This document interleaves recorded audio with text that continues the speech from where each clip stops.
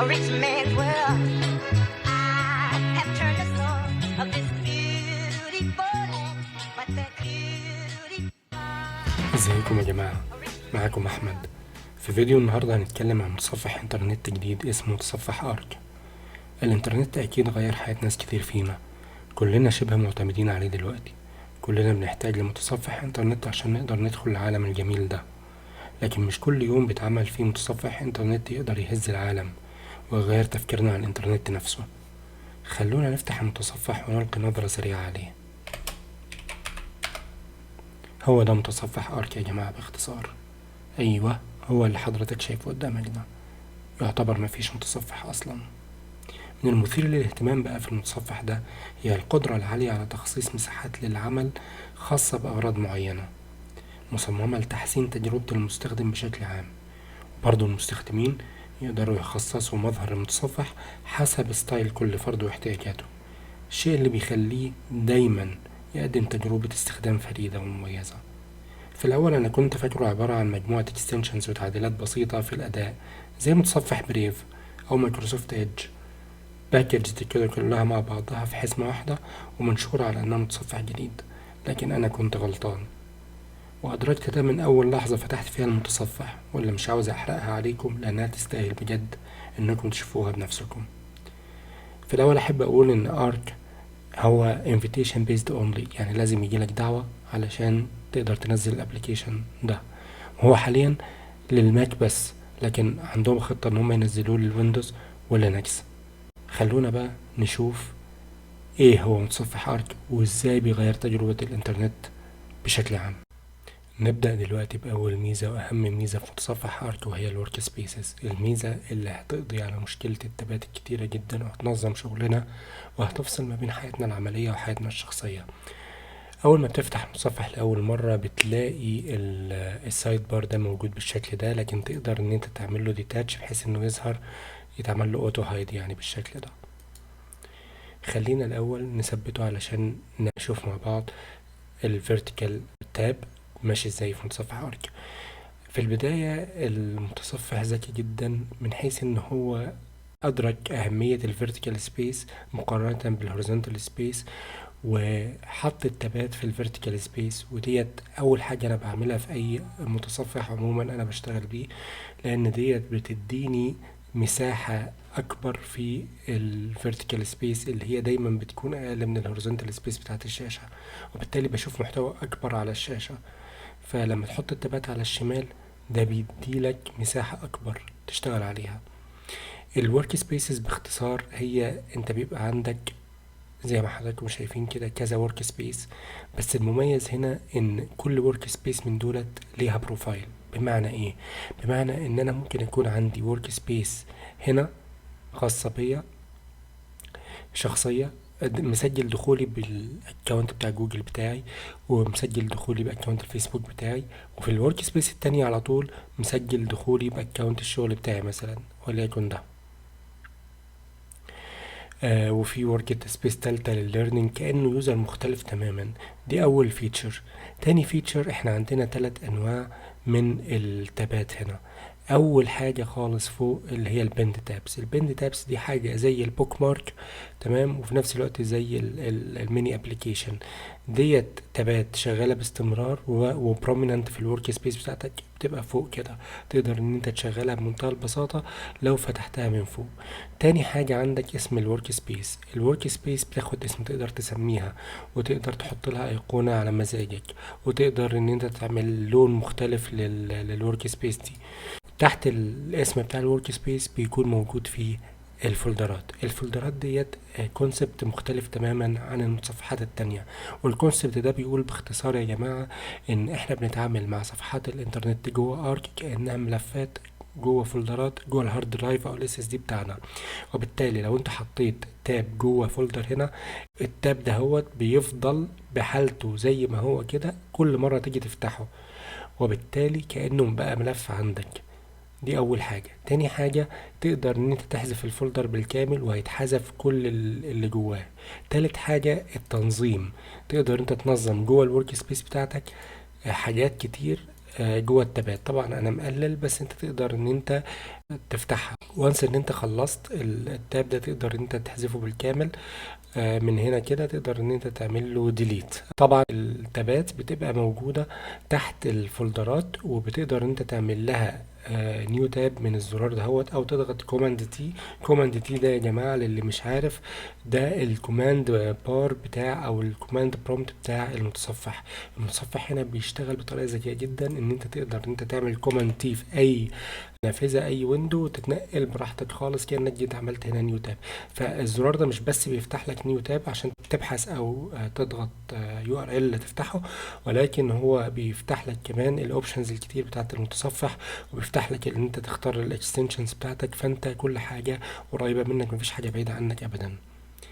بكده يبقى احنا خلصنا الفيتشر الاهم في المتصفح، وهي الورك سبيسز. كل ورك سبيس من دول انت تقدر طبعا تضيف ورك سبيسز من تحت. هتقدر تعمل نيو سبيس. النيو سبيس دي هتفتحها كده، هتسميها مثلا وليكن بلاي جراوند.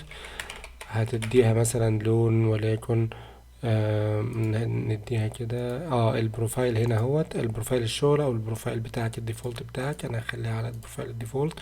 هتدي لها مثلا ايكون، وهتيجي هنا تدي لها لون. هنقول مثلا ان هي هنا هتاخد اللون ده هوت، او ممكن اللون ده، اللون ده، اي لون يعجبك.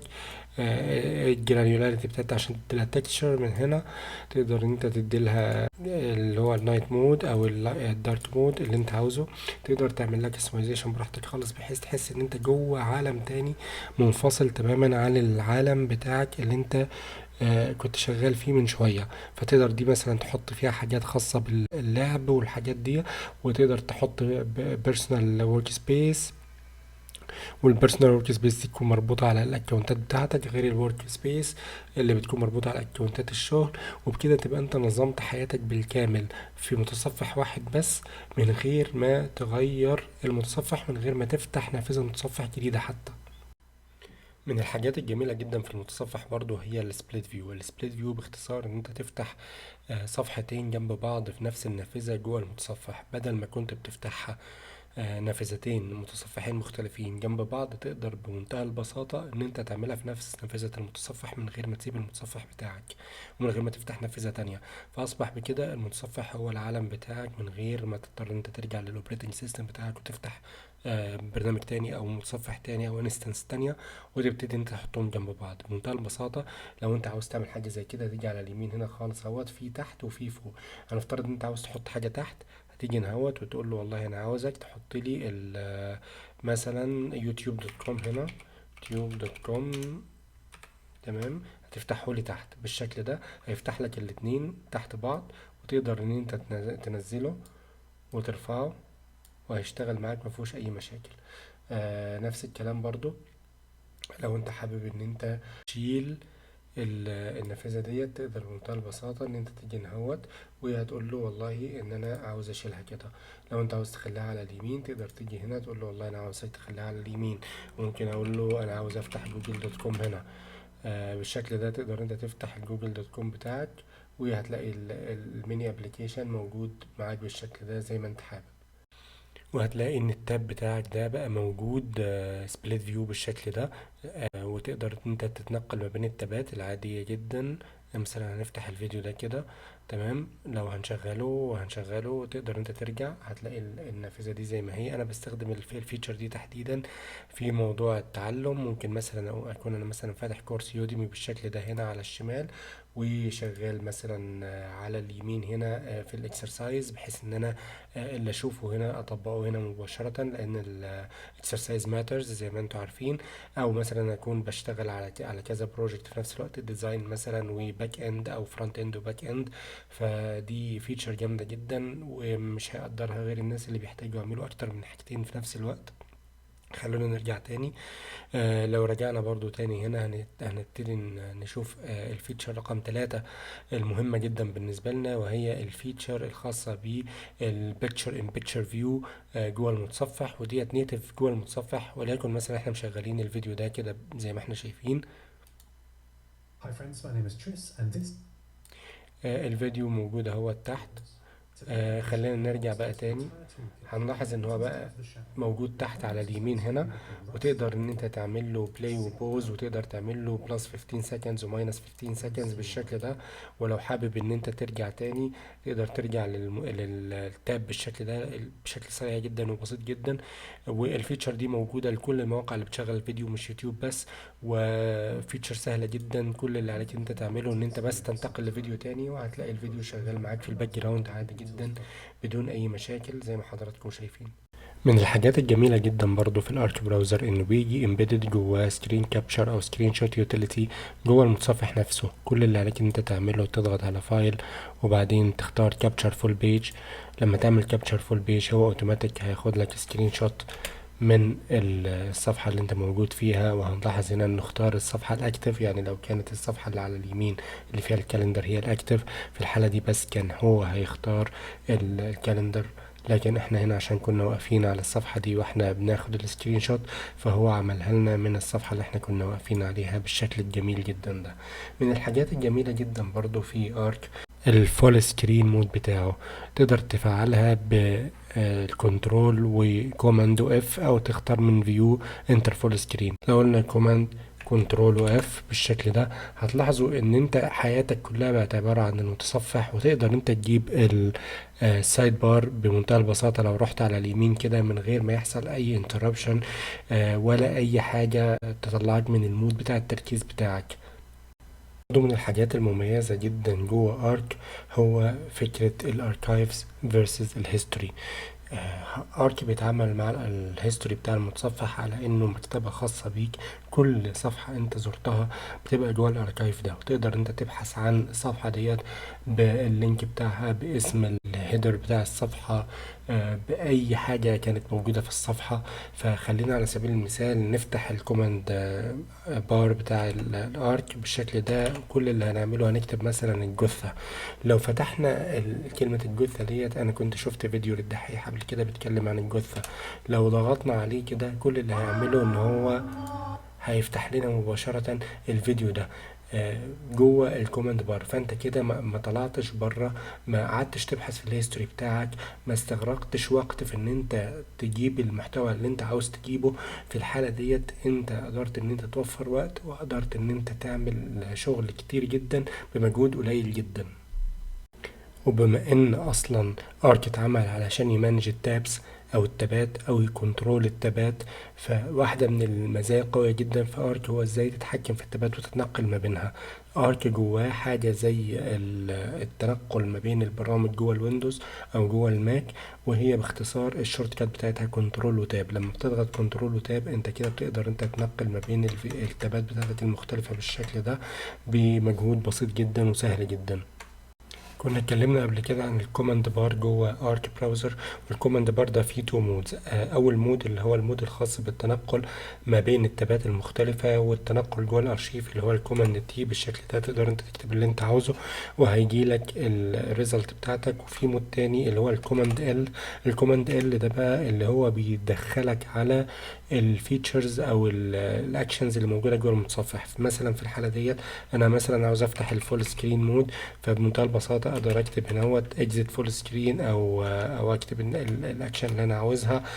فيو مثلا كده اشوف فيو سورس، فيو ميديا، فيو سبيسز، فيو هيستوري، كل اللي انا عاوزه من خلال الكوماند ال. اخر حاجه بقى عشان احس ان الفيديو طول مننا شويه، هنتكلم عن اهم 3 اختصارات موجودين جوه متصفح ارك اللي انا بشوفهم بصراحه مفيدين جدا جدا اثناء الشغل معاه. واول حاجه هو الليتل ارك. الليتل ارك هو متصفح صغير جوه متصفح ارك بنستخدمه علشان نفيو الصفحات اللي بتبقى مبعوثه لنا في الماسنجر ابس زي الواتساب والحاجات اللي زي كده، او لو انت عاوز تفتح صفحه صغيره وتقفلها بسرعه، وده بتفتحه بالاوبشن كوماند ان او الالت كوماند ان يعني. فبمنتهى البساطه كل اللي عليك انت تعمله هتقول له والله انا عاوز افتح جوجل دوت كوم بالشكل ده، وهتضغط انتر هيفتح لك المتصفح بالشكل اللذيذ اللي زي ما حضرتك شايفه ده من غير ما يبقى فيه اي اتاتشمنت للمين ويندو. لما بتخلص معاه بكل اللي انت عليك انت تعمله بتقفل كده. لو عاوز تغير البروفايل طبعا من هنا تقدر تغير البروفايل من هنا بالشكل ده. تاني برضو حاجة من الحاجات اللذيذة جدا هي باختصار ان انت تاخد الصفحة بتاعتك ديت، تاخد اللينك بتاعها وتحطه جوه برنامج من برامج النوتس بتاعتك. طبعا مفيش تايتل بار فوق، مفيش ادرس بار فوق، فما تقدرش ان انت تاخد اليو ار ال بشكل مباشر منه، وان كان دي تقدر ان انت تعملها لو انت فتحت التاب وقدرت كليك يمين عليه وكوبي يو ار ال. بس في اختصار ارك بيعمله لذيذ جدا، اللي هو كوماند شيفت اوبشن سي. لو عملناه مع بعض كوماند شيفت اوبشن سي هيقول لك والله copy current URL. لو انت بتستخدم برامج زي النوشن مثلا للنوتس، كل اللي عليك انت تعمله تفتح النوشن بتاعك وتعمل كوماند في. في الحالة ديت هو هيحط لك اسم الصفحة، واسم الصفحة ديت عبارة عن لينك تقدر تضغط عليه يفتح لك اللينك اللي انت كنت شغال عليه ده. طيب انت مثلا دلوقتي قلت لي انا عاوز يا احمد ان انا اخد اللينك بس مش عاوز اخد النيم بتاع الصفحة ولا عاوز اخد التايتل بتاع الصفحة. حطه نفس اللي انت عملته بالظبط، بس مش هتحط الالت او الاوبشن، يعني هتعمل كوماند شيفت سي بالشكل ده، وهتروح النوشن بتاعك وهتعمل كنترول او كوماند في، هيحط لك اللينك مباشرة هنا زي ما حضراتكم شايفين. طبعا لو احنا جينا فتحنا مثلا تاب جديد، هتلاحظ مباشرة انه هنا بيقول لك نوتيفيكيشن كده نيو تاب كرييتد. لو ضغطت عليه هيفتح لك التاب الجديد ده زي ما حضراتكم شايفين كده. بكده يبقى احنا خلصنا معظم الفيتشرز اللي موجودة جوه ارك. وان كان طبعا ارك كبير جدا وفيه فيتشرز كتيرة جدا معمولة عشان تسهل علينا حياتنا، فاحنا نتمنى ان انت تبص عليه بصة وتشوفه وتقول لنا رأيك فيه.